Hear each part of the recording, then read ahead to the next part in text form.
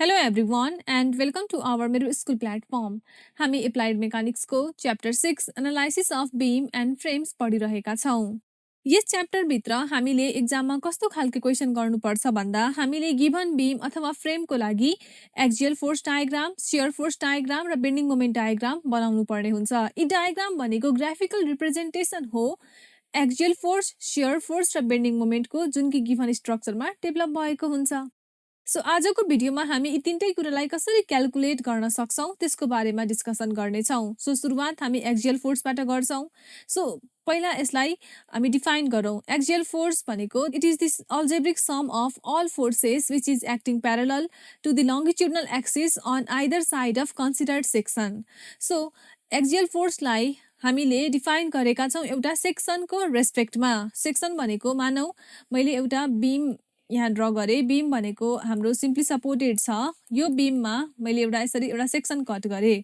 So यो section जुन मैले कट गरेको छु यसको रेस्पेक्टमै हामी एक्जियल फोर्सलाई डिफाइन गर्न सक्छौं कि यो सेक्सनमा आउने एक्जियल फोर्स भनेको के हो त? It is the algebraic sum of all forces which is acting parallel to the longitudinal axis on either side of considered section. So मैले यो सेक्सनको लेफ्ट साइडमा हेरेँ भने यो सेक्सनको लेफ्ट साइडमा जति पनि फोर्सेस छ जुन चाहिँ कि यो हाम्रो जुन स्ट्रक्चरको एक्सिस छ लङ्गिट्युडनल एक्सिस योसँग प्यारलली एक्ट भएको छ।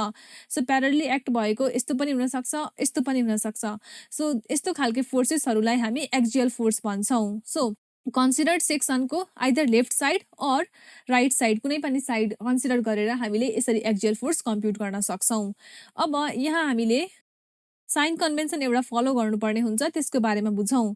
साइन कन्भेन्सनले भन्छ कि टेन्साइल एक्जियल फोर्स भनेको पोजिटिभ हुन्छ र कम्प्रेसिभ एक्जियल फोर्स भनेको नेगेटिभ हुन्छ। टेन्साइल एक्जियल फोर्स भनेको अब यही सेक्सनको रेस्पेक्टमा बुझौँ। यदि यो सेक्सनलाई मैले यसरी तन्काउन खोज्ने गरी यस्तो तरिकाले एक्जियल फोर्स एप्लाई गरेँ, द्याट मिन्स कन्सिडर्ड सेक्सनको लेफ्ट साइडमा चाहिँ राइटतिर र राइट साइडमा चाहिँ लेफ्टतिर यस्तो तरिकाले यदि फोर्स एक्ट भएको छ भने यस्तो खालके फोर्सलाई हामी टेन्साइल एक्जियल फोर्स भन्छौँ र यस्तो खालके एक्जियल फोर्सलाई पोजिटिभ कन्सिडर गर्छौँ। त्यसै गरी फेरि एउटा अर्को सेक्सन कन्सिडर गरेर मैले कम्प्रेसिभ एक्जियल फोर्स जुन चाहिँ कि नेगेटिभ हुन्छ त्यसलाई एक्सप्लेन गर्न गइरहेको छु। सो यस्तो एक्जियल फोर्स जसले चाहिँ कि यो सेक्सनलाई खुम्च्याउन खोज्छ। खुम्च्याउन खोज्नुको मिनिङ हो यो केही यस प्रकारले एक्ट हुन्छ यो सेक्सनमा। सो यस्तो खालके एक्जियल फोर्सलाई हामी कम्प्रेसिभ एक्जियल फोर्स भन्छौँ। कम्प्रेसिभ एक्जियल फोर्स भनेको नेगेटिभ एक्जियल फोर्स भनेर बुझ्नु पर्यो। सो साइन कन्भेन्सनले भन्छ tensile axial force is considered positive, compressive axial force is considered negative. So यो कुरा हामी डिटेलमा न्युमेरिकल सल्भ गर्दाखेरि अझै राम्रोसँग बुझ्नेछौँ। अब हामी अर्को type of force that is shear फोर्सको बारेमा बुझौँ। सो शियर फोर्स हामी कम्प्युट गर्छौँ in order to draw the shear force diagram. So यसलाई डिफाइन गर्नु पर्यो भने यसलाई पनि हामी एक्जियल फोर्सको जस्तै नै एउटा सेक्सनको रेस्पेक्टमा डिफाइन गर्छौँ। सो फेरि मैले एउटा सिम्पली सपोर्टेड बीम नै यहाँनिर कन्सिडर गरेँ। यो बीममा फेरि एउटा सेक्सन हामी यसरी कट गर्छौँ। सो शियर फोर्स भनेको algebraic sum of all the forces which is acting traverse to the member on either side of considered section. So यो सेक्सनको लेफ्ट अथवा राइट कुनै पनि साइड कन्सिडर गरेर शियर फोर्स कम्प्युट गर्न सकिन्छ। अब यहाँ चाहिँ हामी यस्तो फोर्सेसलाई हामी समअप गर्छौँ जुन चाहिँ कि हाम्रो जुन मेम्बरको लङ्गिट्युडनल एक्सिस छ त्योभन्दा पर्पेन्डिकुलर डिरेक्सनमा एक्ट हुन्छ। पर्पेन्डिकुलर डिरेक्सन भनेको it may be vertically downward or vertically upward. So यस्तो भर्टिकल फोर्सेसहरूको समेसन गरेर हामी शियर फोर्स कम्प्युट गर्ने गर्छौँ। अब यहाँ पनि साइन कन्भेन्सन बुझ्न आवश्यक हुन्छ। अब हामीले स्ट्रक्चरलाई एनालाइज गर्दाखेरि कि त हामी लेफ्टदेखि राइटतिर जान्छौँ कि त हामी राइटदेखि लेफ्टतिर जान्छौँ। अब राइट टु लेफ्ट जाने कि लेफ्ट टु राइट जाने त्यो आफ्नो चोइस हो र त्यो हामी अब न्युमेरिकलमा कस्तो सुइटेबल हुन्छ त्यो हेरी एप्लाई पनि गरिरहेका हुन्छौँ। सो अब साइन कन्भेन्सन बुझौँ। लेफ्ट टु राइट जाँदैछौँ भने upward shear force positive, downward shear force negative बुझ्नु पर्यो। त्यसै गरी यदि राइट टु लेफ्ट जाँदैछौँ भने डाउनवर्ड पोजिटिभ र अपवर्ड नेगेटिभ बुझ्नु पर्यो। सो यसलाई यसरी डिफाइन गर्न सकिन्छ। यो हाम्रो कन्सिडर्ड सेक्सन भयो। कन्सिडर्ड सेक्सनको लेफ्ट साइडमा अपवर्ड र राइट साइडमा डाउनवर्ड यस्तो छ भने यसलाई हामी पोजिटिभ शियर भन्छौँ। त्यसै गरी कन्सिडर्ड सेक्सनको लेफ्ट साइडमा चाहिँ डाउनवर्ड र राइट साइडमा चाहिँ अपवर्ड ठ्याक्कै योभन्दा उल्टो केस छ भने यसलाई हामी नेगेटिभ शियर भन्छौँ। सो साइन कन्भेन्सनमा यति कुरा बुझ्नु पर्थ्यो। अब यसको एप्लिकेसन न्युमेरिकलमा गर्दाखेरि अझै यसको कन्सेप्ट क्लियर भइहाल्छ। यति कुरा बुझेपछि अब हामी बेन्डिङ मोमेन्टको बारेमा बुझ्नतिर लागौँ। बेन्डिङ मोमेन्ट भनेको it is algebraic sum of moments of all forces on either side of the section. So फेरि पनि यहाँ एउटा सेक्सन कन्सिडर गरेर त्यसको रेस्पेक्टमै यसलाई पहिला डिफाइन गरौँ और बुझ्न खोजौँ। सो यो एउटा सिम्पली सपोर्टेड बिम भयो जहाँ मैले एउटा यसरी सेक्सन कट गरेँ।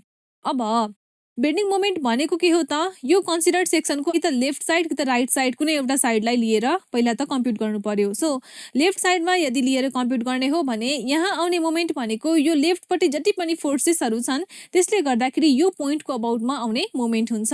त्यसै गरी यदि राइट साइडलाई मैले कन्सिडर गरेँ भने यो राइट साइडमा जति पनि फोर्सेसहरू हुन्छ त्यसले गर्दाखेरि यो सेक्सनको अबाउटमा मोमेन्ट कम्प्युट गर्नु पर्यो, त्यही भनेकै बेन्डिङ मोमेन्ट हुन्छ about this considered section.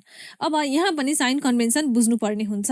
So sine कन्भेन्सनले भन्छ कि हामी लेफ्टदेखि राइट जाँदैछौँ भने clockwise moment positive, anti clockwise moment negative, र यदि राइट टु लेफ्ट आउँदैछौँ भने एन्टी क्लकवाइज मोमेन्ट पोजिटिभ र क्लकवाइज मोमेन्ट नेगेटिभ।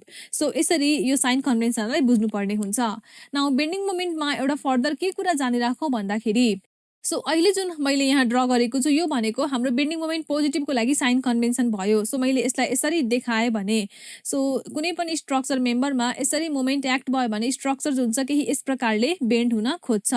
सो यसरी बेन्ड हुन भनेको यो स्माइल सेप बनिरहेको छ, स्माइलिङ मोमेन्ट भनेर यसलाई बुझौँ, तर टेक्निकल टर्म भनेको यसलाई हामी भन्छौँ स्यागिङ मोमेन्ट, अथवा हामीले के बुझ्नु पर्यो भन्दाखेरि स्यागिङ मोमेन्ट इज कन्सिडर्ड पोजिटिभ, यसरी बुझ्नु पर्यो। त्यसै गरी योभन्दा ठ्याक्क उल्टो डिरेक्सनमा मोमेन्ट एप्लाई गरेर हेरौँ भनेपछि लेफ्टतिर एन्टी क्लकवाइज, राइटतिर क्लकवाइज। सो यसरी यदि कुनै पनि स्ट्रक्चरमा मोमेन्ट एप्लाई भयो भने स्ट्रक्चर जुन छ केही यस प्रकारले बेन्ड हुन खोज्छ र यसलाई हामी टेक्निकल टर्म हगिङ मोमेन्ट भनेर युज गर्छौँ। यस्तो खालको मोमेन्टलाई हामी हगिङ मोमेन्ट भन्छौँ र हगिङ moment is considered negative. So यसरी बेन्डिङ मोमेन्ट हामी कम्प्युट गर्छौँ र यसरी हामी साइन कन्भेन्सन फलो गर्छौँ while calculating the bending moment. So यसरी हामी साइन कन्भेन्सन फलो गर्छौँ while computing the bending moment. र यहाँ धेरै कुरा हामीले डिस्कस गऱ्यौँ र धेरै कुरामा हामी अझै पनि कन्फ्युज हुन सक्छौँ। सो न्युमेरिकल सल्भ गर्दाखेरि अहिले पढेको कन्सेप्ट जब एप्लाई गर्छौँ देन हामी अझै राम्ररी यी कुराहरूको बारेमा बुझिहाल्छौँ। सो यसरी हामीले एक्जियल फोर्स, शियर फोर्स र बेन्डिङ मोमेन्टको कम्प्युटेसन कसरी गर्ने और कम्प्युट गर्दाखेरि कुन कुन साइन कन्भेन्सन एप्लाई गर्ने त्यसको बारेमा यस भिडियोमा डिस्कस गऱ्यौँ। अपकमिङ भिडियोमा हामी relation in between load, shear and bending मोमेन्टको बारेमा पढ्छौँ र यसरी नै च्याप्टर 6 लाई कन्टिन्यू राख्नेछौँ। Thank you.